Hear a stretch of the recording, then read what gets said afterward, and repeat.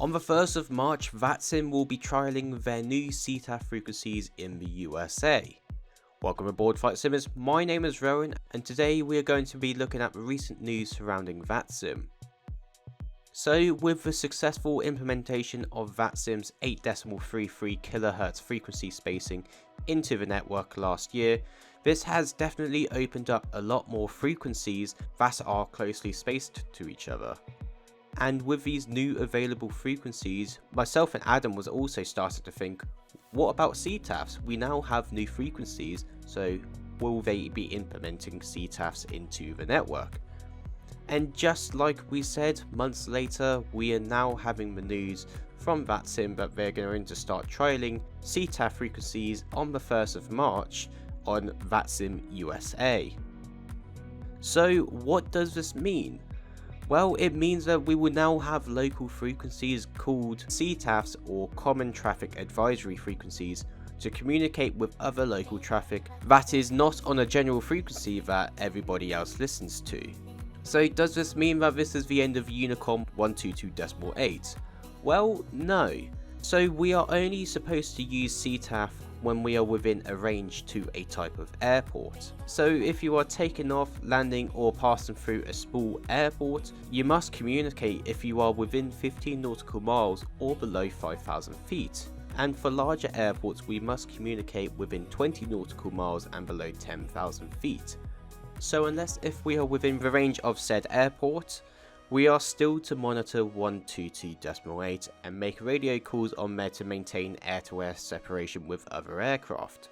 So with these new frequencies, it should mean that we can make radio calls as normal without disruption of other traffic that is not in your area, increasing your situational awareness around your aircraft. This then leads on to the next question: when should we make radio calls? Well, all aircraft inside of controlled airspace from Class Echo and above are all to maintain radio communication with other aircraft stating their intentions, such as taxi calls, departure calls and also landing calls. As for uncontrolled airspace, just like it is in real life, you are legally not required to make any calls. However, it is advised to maintain the highest degree of safety to yourself, your passengers and your aircraft, so making radio calls is not going to harm you at all. Now I'm sure everyone is wondering, how are we going to find these CTAF frequencies, as every airport and region will be different? And with that we will have to start utilising charts. Just like any real life pilot, we're going to be looking at ground charts before every flight so we can brief ourselves and other pilots to any discrepancies such as taxiway closures or even then taxi instructions which we may be given.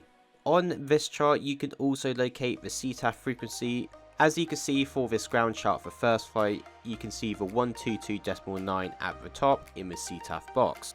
Now I did source this chart from Navigraph, that is a monthly subscription, which I personally think is a brilliant service.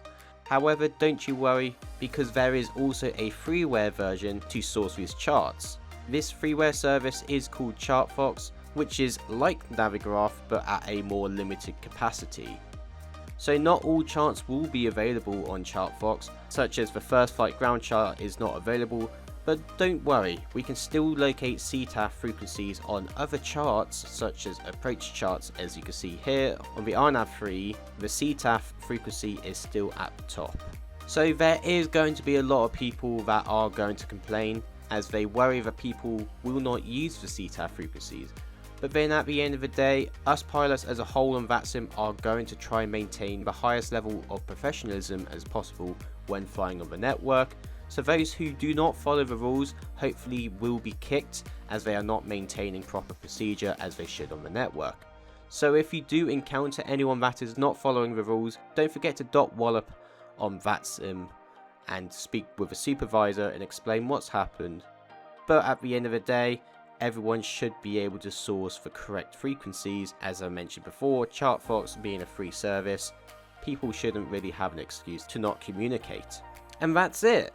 I know it's a short one today, but this is some news that I'm really excited about, because it is the next step in the right direction to having a close one-to-one replica of real life ATC, but in a simulator. So what are your thoughts on this next step? Let us know in the description below.